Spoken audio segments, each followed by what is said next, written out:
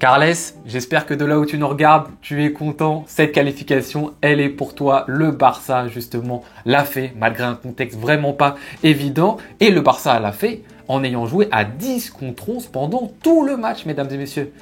Ah oui, vous paraissez assez surpris. Mais vous l'avez vu, vous, notre numéro 9 ? Moi, j'ai cherché partout le numéro 9 du FC Barcelone sur toute la rencontre. Je ne l'ai pas vu.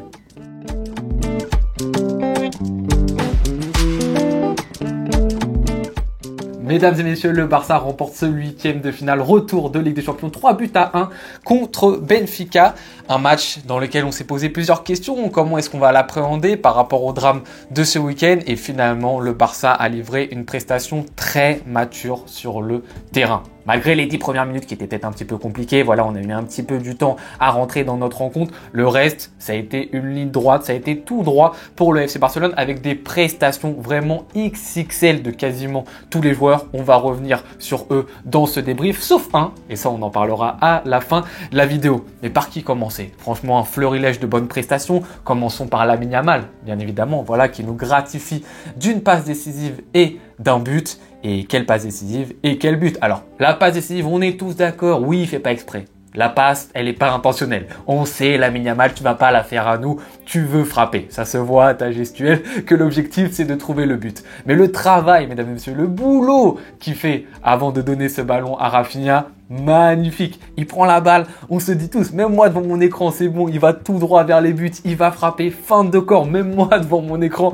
il m'a feinté, il fait tomber le joueur du Benfica, il prend en feinte Otamendi également. Magnifique prestation de Lamine Yamal. En dehors justement de cette passe décisive, il y a le but. Et quel but, mesdames et messieurs. Une frappe, vous le savez, hein, les frappes de Lamine Yamal, c'est un petit peu comme Messi. C'est pas forcément des frappes qui sont très fortes, mais c'est précis. Et vous le savez très bien, sur des cages aussi grandes, quand le ballon va toucher le petit filet, c'est très compliqué pour le gardien. Il prend la décision lui-même d'y aller alors qu'il est excentré au départ. Il limite, il colle la ligne, il récupère un ballon, il est à bout de souffle, il arrive à éliminer en 1 contre 1.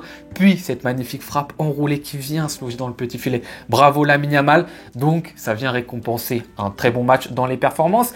Et voilà, ça vient un petit peu réévaluer Lamine Yamal qui ces derniers temps était un tout petit peu critiqué. Alors pas des énormes critiques, mais il y avait quand même de plus en plus de paroles qui sortaient en mode Lamine Yamal, il cherche trop à marquer, il est devenu trop individualiste, faut qu'il se reconcentre, faut qu'il redevienne bon. Là les performances sont de moins en moins bonnes. Il a quand même sorti de très bonnes performances, en témoigne la Real Sociedad, mais c'est assez marrant de voir finalement que Lamine Yamal, c'est à partir du moment où on a commencé à lui dire marque des buts que tout d'un coup son niveau intrinsèque il a un petit peu baissé. Mais encore une fois, c'est le football d'aujourd'hui, c'est-à-dire que un joueur pour briller, il est obligé de marquer des buts. Malheureusement, c'est comme pour Pedri, hein. Vous voyez ceux qui sont pas pour dire que Pedri c'est le meilleur milieu de terrain du monde, à chaque fois ils vont ressortir l'argument de il marque pas de but. C'est toujours comme ça, il marque pas de but, du coup il est pas bon. Mais oui, mais Lamine Yamal, il a été excellent la première partie de saison FC Barcelone, il a pas marqué non plus 50 buts et le Barça a très bien marché. C'est quoi l'objectif pour un joueur? L'objectif premier, c'est de faire en sorte que son équipe elle marche bien. Et Lamine Yamal, en étant ce joueur qui marquait pas 50 buts, il a fait en sorte que le Barça marche bien. Donc continue à faire ce que tu sais très bien faire, Lamine Yamal, à déstabiliser les défenses. Et ensuite, les buts, ils viendront tranquillement, naturellement. Alors bien évidemment, comme c'est amené à être un crack européen ultime, un joueur énorme, un joueur qui très souvent et régulièrement dans le top 5 des ballons d'or, c'est à ça qu'il a amené Lamine Yamal, on attend, en plus de ce qu'il fait magnifiquement bien sur le terrain, qu'il marque des buts. Mais pour l'instant, il a encore 17 ans, tranquille Lamine. Autre performance XXL, bien évidemment, Rafinha. Voilà, que dire, 2 buts. On l'a dit déjà au match aller, Rafinha cette année, c'est le mec qui a les images fortes. Et on l'a dit au match aller, pour le Ballon d'Or, c'est ce qui marque. Et c'est ça, je pense, qui va être un moteur finalement pour Rafinha. C'est le fait de se dire, possiblement, si on va très loin le FC Barcelone en Ligue des Champions et que je suis le meilleur buteur de la Ligue des Champions, ce qu'il est actuellement, puisque je crois, hein, si je dis pas de bêtises, qu'il est à 11 buts, bah forcément, au classement du Ballon d'Or, je suis à un rang qui est très élevé. Donc de certaine manière, je pense que ça va le pousser à faire une deuxième partie de saison où il est 100% impliqué et surtout 100% impliqué dans les matchs de LDC. Peut-être que Rafinha en Liga, on le verra un tout petit peu moins, mais dans ces gros rendez-vous, il voudra scorer. Forcément, il va être poussé par ça, ça va être une dose d'adrénaline pour lui. Parce qu'on était en question par rapport à ça avec Rafinha. Oui, sa première partie de saison était exceptionnelle, faramineuse, énorme, au-delà des limites qu'il peut atteindre. Donc on s'est tous dit, attention, maintenant, il faut qu'il conclue aussi en deuxième partie de saison.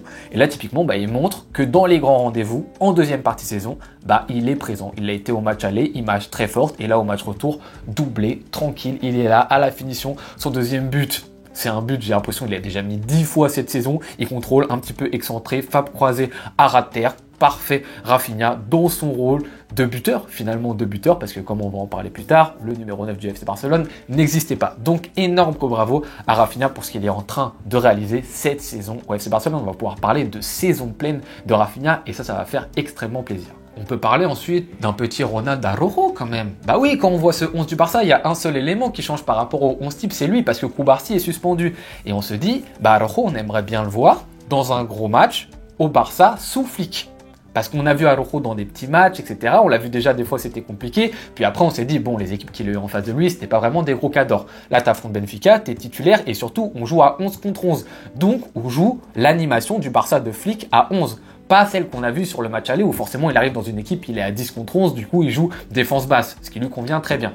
Là on attend donc d'un Araujo qui performe bien sous cette animation de Flick qui est différente de ce qu'on voyait avant. Et Araujo, on va le dire, il a bien géré, surtout au niveau de la ligne du hors-jeu, mesdames et messieurs. C'était d'ailleurs assez cocasse, assez marrant de le voir. Araujo, il était très régulièrement le joueur le plus avancé de toute la ligne du hors-jeu. C'était marrant parce que ces derniers matchs, des fois, c'était lui qui était le plus reculé. Mais là, on avait vraiment l'impression que c'était un petit élève à qui on avait un petit peu tapé sur les doigts sur les derniers matchs en lui disant, bon, là, Ronald, à chaque fois, t'as 1 mètre de retard, etc.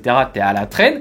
Et que là, il s'est efforcé à vraiment faire ça à la perfection. Le petit élève, oui, là, je vais montrer que j'ai bien retenu la leçon. Mais franchement, on est content parce que c'est ça qu'on attend de Ronald Araujo. C'est qu'il montre qu'il est en capacité de s'adapter à cette ligne du hors-jeu, de montrer que pour lui, voilà, c'est pas un point de difficulté. Et sur ce match-ci, vraiment, il a été régulièrement super bien placé, super bien coordonné avec ses camarades et comme je vous l'ai dit, très régulièrement même le joueur le plus en devant de cette ligne du hors-jeu. Donc là-dessus, rien à dire sur Ronald.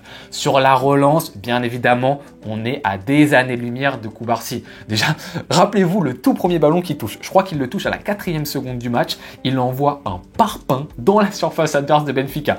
Et là, je me dis, waouh, ah ouais, c'est ça Ronald, j'avais oublié. Ronald, il prend le ballon, il envoie la balle très très loin. Je m'étais dit, oula, ça va être long le match pour lui. Mais c'est sûr qu'il y a une différence avec Cubarsí. On le voit déjà parce qu'il fait que des passes un petit peu simples avec son intérieur du pied. Il prend strictement aucun risque.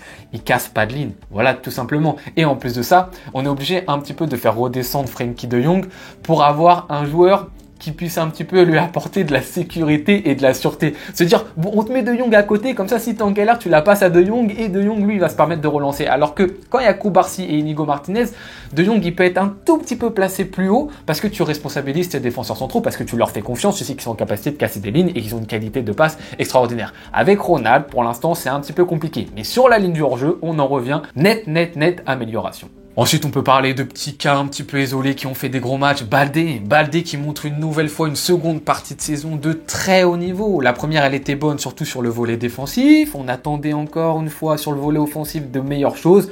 Là, franchement, Baldé, l'activité sur le couloir gauche, c'est quelque chose, hein, parce qu'on l'a dit une nouvelle fois. C'est vrai que Rafinha, cette saison, est un joueur vraiment très intérieur. C'est pas un joueur de couloir au même titre qu'un Lamine Yamal. Du coup, il faut quelqu'un, justement, pour mettre de l'activité sur le couloir gauche. C'est Baldé. Et là, sur ce match-là, il a vraiment très bien fait. Sa course, là, de plus de 70 mètres sur le deuxième but de Rafinha, c'est phénoménal. Puis même, il conservait bien le ballon. On a un Baldé qui arrête de s'entêter tout le temps à faire le TGV, qui prend la balle des fois sur le couloir, sur le côté. Hop, il temporise un peu. Il va donner, on attend les temps faibles. Là-dessus, Baldé, c'est bien, il y a une nette amélioration sur cette deuxième partie de saison, une grosse montée en puissance. Bravo aussi pour ce match-ci. Pedri, ensuite, voilà, encore une fois, que dire Pedri. Alors, c'est pas un match dans lequel Pedri, il a fait des choses, c'est qui éclabousse un petit peu, qui rayonne. On est là, on sait qu'on a un Pedri qui a fait des roulettes, des râteaux, par-ci par-là, qui a éliminé 3 joueurs d'un coup. C'est pas un match comme ça, mais ça reste phénoménal ce qu'il fait. Malgré ça, Pedri, je vous jure, hein, encore une fois, profitez-en. Profitez d'à chaque moment où il va toucher le ballon parce que c'est toujours de la justesse, que ce soit tactique ou technique, tout le temps. Constamment, Pedri, c'est des choix justes. C'est encore une fois lui le métronome, c'est lui l'horloger, ce que vous voulez. Il dicte le tempo. Quand il faut accélérer, il accélère. Quand il faut temporiser, il temporise. Voilà, très gros match une nouvelle fois de Pedri. Donc ça un petit peu c'est pour les gros points forts individuels du côté du FC Barcelone qui a fait vraiment une bonne partie aussi collectivement, qui a alterné jeu court, jeu long, temporisation, verticalité quand il le fallait. Donc qui a très bien joué son coup. Il faut quand même dire une chose, il faut remercier aussi et féliciter surtout Benfica pour ses performances, que ce soit le match en phase de poule, que ce soit le match aller, le match retour. Franchement Benfica c'est une belle équipe et c'est intéressant pour le Barça d'avoir affronté une équipe de ce calibre aussi. Parce que ça nous entraîne, ça nous permet de nous mettre face à certaines difficultés qu'on pourra avoir. Et le pressing de Benfica a été une certaine difficulté. La capacité aussi d'attaquer de Benfica et à changer de couloir en faisant des longues transversales, c'est quelque chose aussi qui peut nous mettre en difficulté. C'est important pour le Barça aussi de travailler ça. Donc un grand bravo également pour Benfica pour ces 3 rencontres, parce qu'ils ont vraiment été sérieux sur ces 3 matchs aussi. Et enfin, mesdames et messieurs, on termine par le petit côté négatif. Mais c'est quand même un gros côté négatif. On baisse un tout petit peu le volume sonore. Lewandowski. Alors Lewandowski, j'avais déjà beaucoup râlé sur lui si vous avez vu le débrief du match aller. Mais là, Lewandowski, c'est cataclysmique une nouvelle fois. Cataclysmique une nouvelle fois, c'est un fantôme. On l'a dit, c'est un poids pour ton équipe. C'est un joueur qui joue contre toi, ça on l'a dit à l'aller. Mais là, Lewandowski, il est déconnecté. Lewandowski, il vit sur une autre planète quand il fait un match de foot. Il est là, cuit les petits oiseaux. C'est comme ça dans la tête de Lewandowski. Ça tourne. Et il ne sait pas où est-ce qu'il est. Les choix sont mauvais. Techniquement, c'est pauvre, mais d'une pauvreté. Dans les contrôles, c'est nul. Dans les transmissions, c'est nul. Dans les touchés de balle, les portées de balle, c'est éclaté, c'est lent. On attend 10 500 ans. C'est une momie sur le terrain. Et il est surtout jamais dans le ton. Il est jamais dans le bon tempo du FC Barcelone, des autres joueurs. Quand les joueurs, ils accélèrent, ils vont à fond. Lui, il ralentit. Quand lui, il accélère, tous les autres joueurs, ils ralentissent. Jamais dans le ton. On a l'impression que c'est un étranger dans cette équipe. C'est un alien. Le mec, il est là, tranquille, et il n'y a aucune collaboration avec les autres. On a l'impression qu'il est déconnecté. Même dans le body language, on a l'impression qu'il est tout seul. Voilà, en numéro 9. Et tous les autres, ça marche bien, ça fait des passes, ça collabore, etc. Et dès qu'il touche le ballon, on est tous là, je pense, mais on est tous là devant notre écran. Et même les coéquipiers, ils doivent être là. Ah non, pas lui. Ah non, pas lui, il va tout gâcher. On fait des super beaux trucs, hop, talonnade, combinaison, ce que vous voulez. Lewandowski, oh non, pas lui. Oh non, pas lui. Et à chaque fois, 9 fois sur 10, il perd le ballon et fait quelque chose de mauvais. 9 fois sur 10, mesdames et messieurs. Mais c'est pas possible. Et Lewandowski, si tu fais le calcul, il fait un match sur 5 très bon du côté du FC Barcelone. Un match sur 5. C'est le numéro 9 du FC Barcelone. Un match sur 5. Alors oui, encore une fois, Pichichi. Oui, encore une fois, il a marqué des buts qui à certains moments étaient importants. Mais ça fait combien de matchs, mesdames et messieurs, qu'il est plus que fantomatique sur des rencontres dans le contenu du jeu. En début de saison, c'était bien. On lui demandait d'être décisif dans la surface de réparation et de jouer son rôle de fixation. Pas plus, pas moins. Juste ça, Lewandowski. Mais là, essaye de faire ça encore une fois. Arrête encore une fois de vouloir contrôler, de garder la balle, etc. Juste fais ça simplement. J'ai l'impression que même ça, il est plus capable de le faire. Parce que là, typiquement, il a 2 situations dans la surface de réparation qui sont de bonnes situations. Mais c'est trop tendre. Oh, casse la cage, Lewandowski. Qu'est-ce que tu fais si même ça, quand tu es dans la surface de réparation, alors que tu es Lewandowski, tu n'y arrives pas? Mais qu'est-ce que tu peux faire? Qu'est-ce que tu peux nous apporter? Alors là, je suis en train de vous dire ça. Hein. Au quart de finale, c'est lui qui va nous qualifier. Si on va en finale, c'est lui qui marquera le but de la finale. Et vous me direz tous, ouais, t'as dit n'importe quoi. Ok, mais là, factuellement, sur les derniers matchs de Lewandowski, je suis désolé, c'est pas du niveau du FC Barcelone. Donc voilà, mesdames et messieurs, c'est sur cette petite mauvaise note qu'on va conclure cette vidéo. Mais on est très content de s'être qualifié pour les quarts de finale. Maintenant, on a hâte de connaître notre adversaire, le LOSC ou Dortmund. Si on affronte le LOSC, on verra notre cher gardien Lucas Chevalier. Ça va être génial. Donc j'espère un petit peu que ce soit le LOSC. Voilà, et si c'est Dortmund, bah, ce sera le retrouvaille avec Dortmund qu'on a déjà affronté. Les amis, je vous remercie d'avoir regardé cette réaction jusqu'au bout. Je vous laisse me dire vous, vos tops et flops de ce match en commentaire. Je vous souhaite une très bonne journée ou bonne soirée en fonction de quand est-ce que vous regardez cette vidéo. À tout bientôt. Ciao.